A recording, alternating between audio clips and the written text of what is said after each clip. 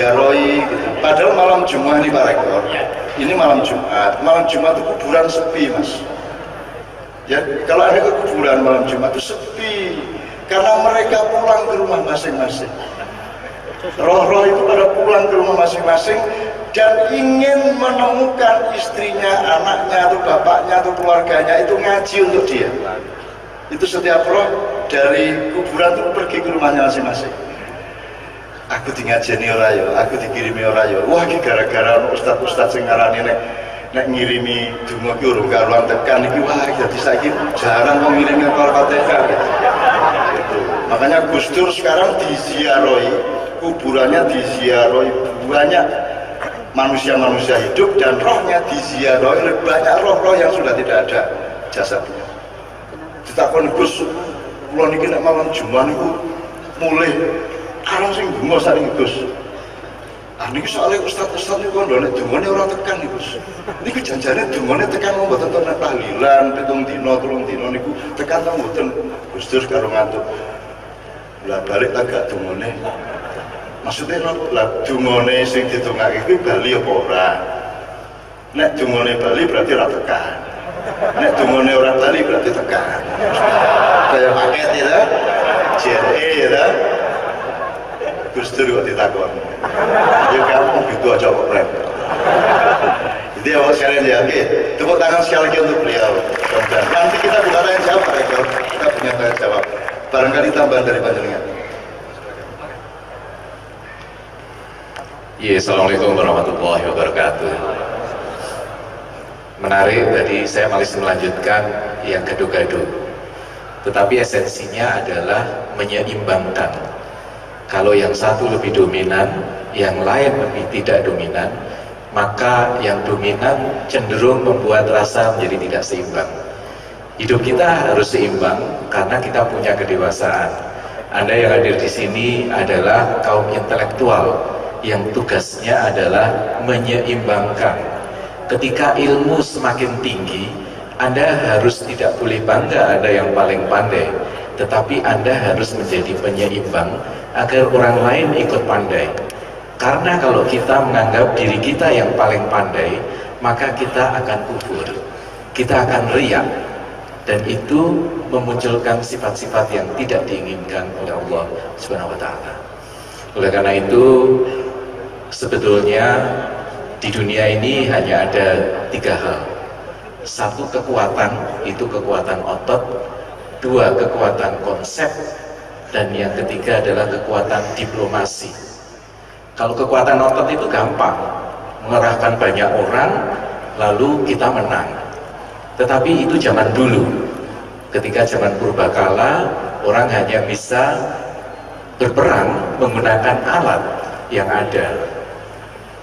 Di era seperti ini tidak perlu. Kita lihat mengapa dulu dinosaurus itu punah dengan cepat, karena hanya mengandalkan kekuatan.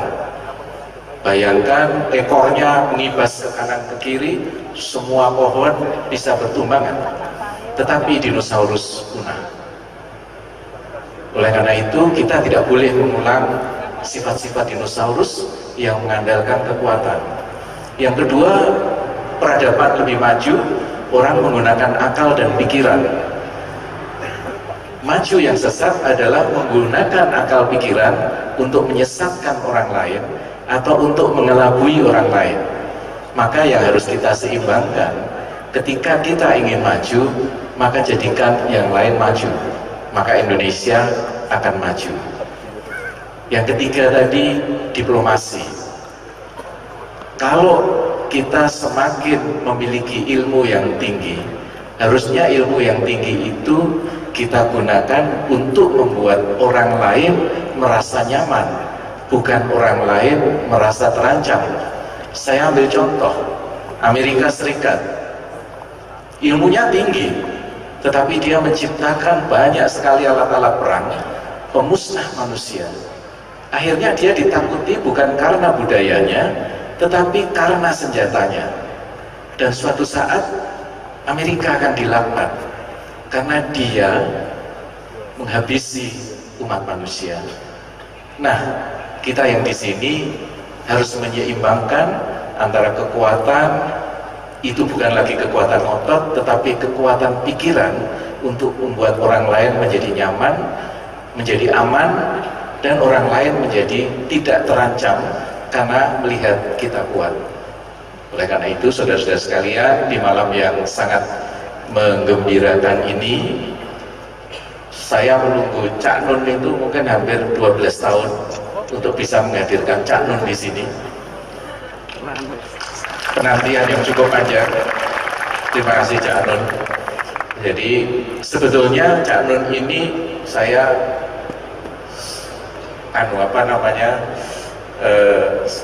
sebagian besar waktu saya untuk nonton syafaat Mojopatan. Ya, syafaat. Nah, itu menunjukkan bahwa Cak Nun berusaha menyeimbangkan kita semua. Jangan pernah merasa hebat, karena sebetulnya kehebatan itu akan lebih cepat meruntuhkan kita. Tapi jangan merasa kita itu lemah dan bodoh, karena lemah dan bodoh itu akan menimbulkan keburukan, kemiskinan, dan kehancuran. Jadi mari kita bersama-sama menyeimbangkan dunia menjadi kebaikan, menjadi keselarasan, keseimbangan, dan kita semuanya survive menjadi orang yang baik. Terima kasih. Alhamdulillah, ini kerasa banget lagi. Ini wilayahnya ulil albab, ulil absar, ulil nuha, ulil azmi bahkan. Jadi orang-orang yang oleh Allah memang dikhususkan untuk kalau di surat An-Nur itu sujajahnya itu celing gitu. Jadi kalau ini badan namanya miskah, hati namanya misbah. Hati ini harus dilindungi, harus dikasih helm karena dia tidak terbatas maunya, maka disebut dikasih zujajah. Zujajah ini yang akan melahirkan inovasi. Maka Allah menyebutnya yakadu zaitu azujajatu ka'annaha kaukabun durriyyu yuqadu min syajaratin mubarakah. Jadi ini otak ini melahirkan bintang-bintang yang terang benderang. Nah, malam ini kerasa banget dengan seorang dokter yang bicara keseimbangan, dan kita setiap hari kan memang bicara keseimbangan ya Pak. Dan yang saya paling tekankan dari beliau adalah pokoknya ojo mengandalkan kekuatan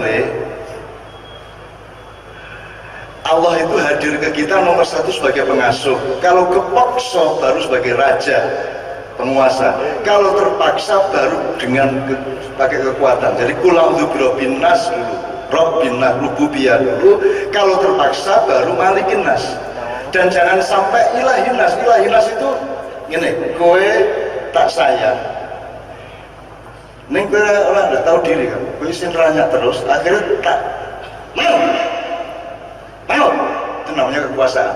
Isinya ya tonyo deal, glosor kowe, itu namanya ilahin nas. Ilahin nas adalah sesembahan. Jangan sampai manusia dengan manusia berbuat terpaksa sehingga yang lain mau nggak menggelosor di hadapan yang lainnya. Itu namanya ilahin nas. Jadi defaultnya orang hidup itu rububiyah atau Rabbin nas. Makanya panduannya adalah kul a'udzu bi Rabbin nas, baru malikin nas. Kalau perlu presiden jangan pernah pakai kekuasaan. Kalau pakai kasih sayang, pakai pengelolaan, pengayoman, kebijaksanaan, kearifan, itu akan lebih kuat keseimbangannya dibanding kekuasaan. Kalau kekuasaan kan harus pakai kekuatan nyonggone. Nah kalau pengayoman, kasih sayang, itu kekuatannya bersama, sasis bareng-bareng itu kuat, pire bareng kuat gitu. Nah, ini kalau ambil Al-Quran banyak sekali bisa kita ungkap ya. Ini yang saya tahu, belum lagi yang diketahui oleh Pak Muzamil. Pak Muzamil ini ahli kitab kuning, kitab hijau, soklat, segala macam. Nanti saya biarkan dulu ya, kita imbu dulu, kita biarkan dulu diimbu.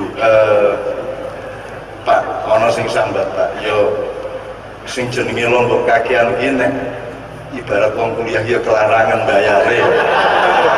Ono ngene Pak.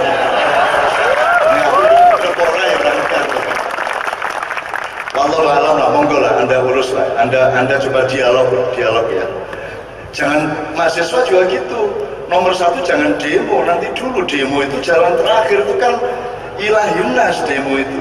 Ya, Anda malikin nas nggak punya, bisanya ilahin nas. Nomor satu Robin Nas dulu, Anda cari metode yang arif, yang seimbang satu sama lain, dan gitu dan seterusnya. Itu hikmah yang kedua. Sebelum berikutnya, saya ingin untuk UGM, karena saya ini jelek-jelek, aku ini alumnus ya. Jadi gue nak ketemu aku nih dalam dia coba banget temukannya aku ya tau. Aku ya alumnus ojo. Aku yang petang sasi lho. Nah aku ini melu plonco barang ya Pak. Melu plonco. Plonco ngerti ya, gue alami ya. Dulu serius 3 minggu dulu. Aku bukan juga mau gawe ngene-ngene barang dia apa. Oh lagi eblek kayu gitu. Oh aku ngalami aku iki baru mangkal tenan. Aku kira sudah kuliah melu ospek kaya ngono kae dikon merangkak kongkon harus sosok dikaploki karo senior. Aku rasion kapan-kapan tak ceramah iku ngono. Ya Allah, tapi Allah itu mempersatukan semua yang terpisah. Allah mengukupi menekabe yang tercerai-berai. Insya Allah malam hari ini adalah pertanda bahwa kita punya masa depan yang tidak usah dicemaskan. Memang macam-macam yang bikin kita pusing di Indonesia, tapi kok khawatir karena kita masih begini kok. Kita masih berjuang kayak begini dan anak-anak kita akan meneruskan adik-adik kita. Pak, ini generasi milenial nih Pak. Mereka 10 tahun lagi mereka berperan untuk Indonesia yang lebih baik dan mereka lebih baik dari kita. Sesuai dengan yang Pak Rektor katakan tadi, bahwa Bhinneka Tunggal Ika itu harus kita temukan di segala formula kehidupan, di wilayah sosial, budaya, musik, keagamaan. Malam ini kita tegaskan, pluralisme itu tidak tepat. Yang tepat adalah pluralitas. Kalau isme itu ideologinya manusia, dan kita tidak mampu membuat manusia beragam-ragam. Kita ini tinggal menerima Allah bikin syu'uban wa qabaila. Tugasnya lita'arufu, itu bikinan Allah, ada pisang, ada pohon kelapa, ada semangka, ada terong besi, ada asem, gitu ya. Itu Allah yang bikin hidup ini beragam, plural. Dzakarin wa untha. Bukan laki-laki dan perempuan, tapi ada dimensi laki-laki, ada dimensi perempuan. Maka setiap kebudayaan berbeda-beda. Kalau di Indonesia tanah air itu perempuan, kalau Arab itu laki-laki. Kalau Arab pohon kuwi, wit-witan kuwi wedok sajaro, tapi neng Jawa wit-witan kuwi lanang, sing wedok lemai. Makanya jenenge Siti, kan gitu kan. Itu udah apa-apa, boleh-boleh saja, tapi yang penting ada perjodohan dimensi laki-laki dan perempuan.